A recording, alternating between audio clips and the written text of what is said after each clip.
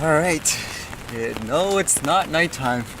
It's actually really early in the morning right now, like 5 a.m. or so. Alright, just finished the first part of the day, so I literally went from 5 p.m. to 5 a.m. right now. Does the downtown area look creepy at wee early mornings? Actually, the next place I have to go to is not starting until about the afternoon, about 12, so I still have some time left. I'm not sure if I can get any rest, actually. It's actually been raining so hard, I think this umbrella is done for it. I don't know if you guys can see that with the very little lighting. But umbrellas are one of those things I haven't been able to find that's very good.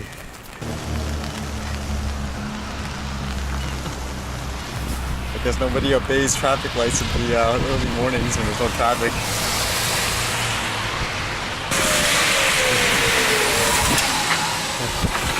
Even the buses just zoom by.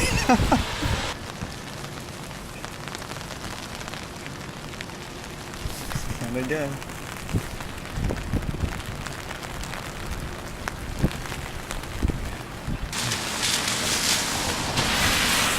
Yeah, this place is called Gastown here. That steam clock usually goes off. It's usually a tourist attraction or anything like that. Maybe I'll show you guys one day. Some interesting stuff I read. During that, I actually read this weird article, something about spiders and how apparently all the spiders in the world could eat up all the humans and they'll still be hungry or something like that.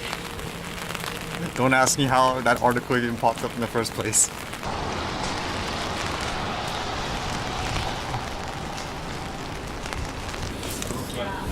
Just in time.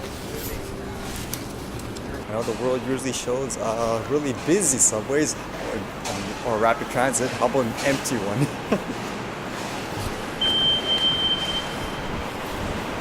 Because this is actually the really early train because I'm here so early. So let's see how it is. Maybe I'll have the train all to myself or something.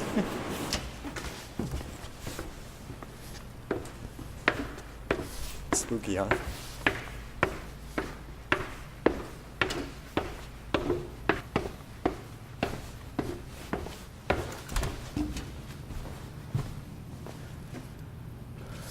All by myself until it opens.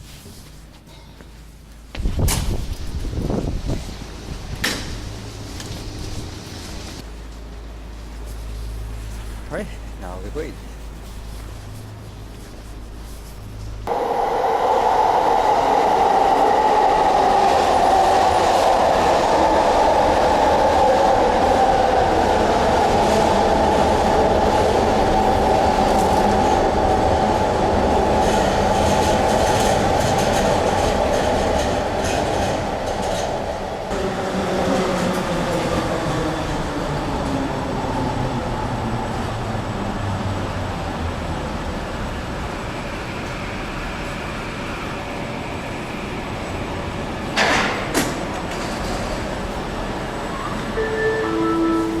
This is an Expo Line train to Waterfront.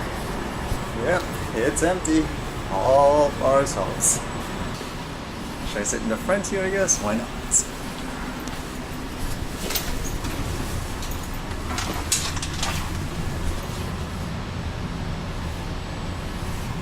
I was actually thinking of leaving the camera there and then taking some shots in the front, but the windows are all wet.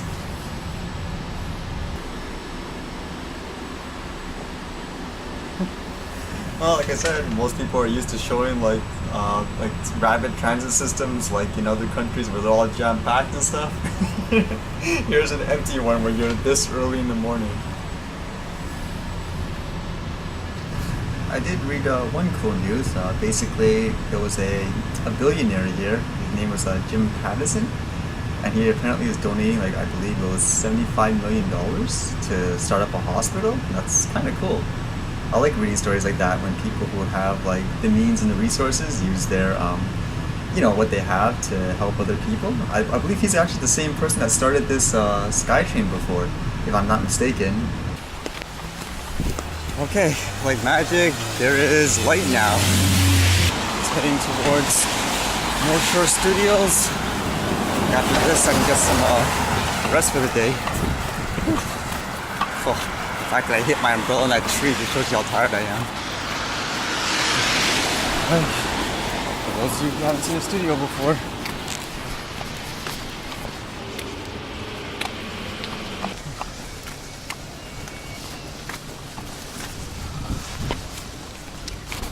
it's like a mini town here for those of you who haven't seen studios before.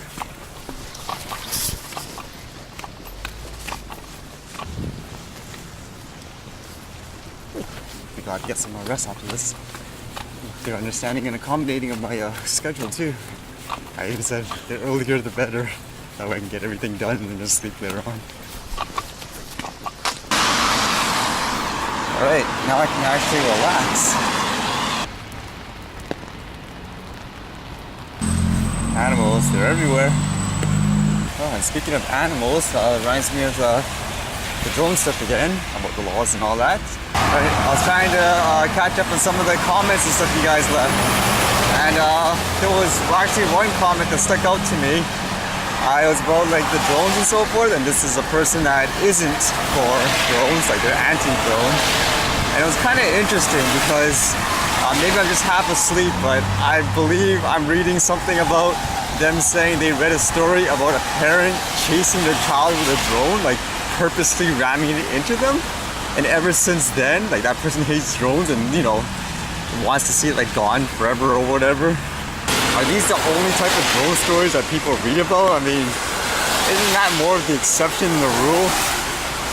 Oh my goodness. I mean, people have perceptions of people taking their like, you know, drones and like ramming it into people for fun, like as a common thing or whatever, or to punish people. Come on. I don't know. In my opinion, like, you know, I welcome the discussion and so forth, so it's kind of great to hear what the average perception is. But I think that's kind of the example of what you're going against at the moment and why you need education. And another part of the comment which stuck out to me, which again, maybe I'm just half asleep, but I believe it said something along the lines of like, cause some people were saying like, if we can't use our drones to like, you know, film Canada, the scenery and so forth, like how are we gonna show off like the country? And then basically the person, if I'm not mistaken, kind of mocked that, like, beautiful Canada, what is this? Like as if you're like a used car salesman trying to just tell people like garbage, if that makes sense, in order to sell stuff or for us to be able to continually fly. I worked on a project actually just last year, and if I actually had a drone, it would have, you know, been a lot better. And this project actually, I think all Canadians are actually going to see it. For this, I actually contributed how I could, but I could easily see, for example, drones actually played a part in it.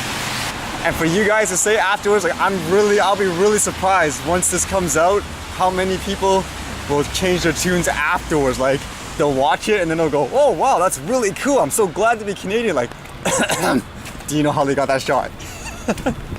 Again though, it's all about education in my mind. But again, I'm always interested in the conversation, like just with people who are like very scared of drones and so forth. I haven't yet still met anyone like live in person who wanted to like have a discussion about it and so forth. But what it kind of made me want to do is I want to try editing another drone footage, even though I'm really tired. But I think I can do it pretty fast. I'll basically practice the color correcting.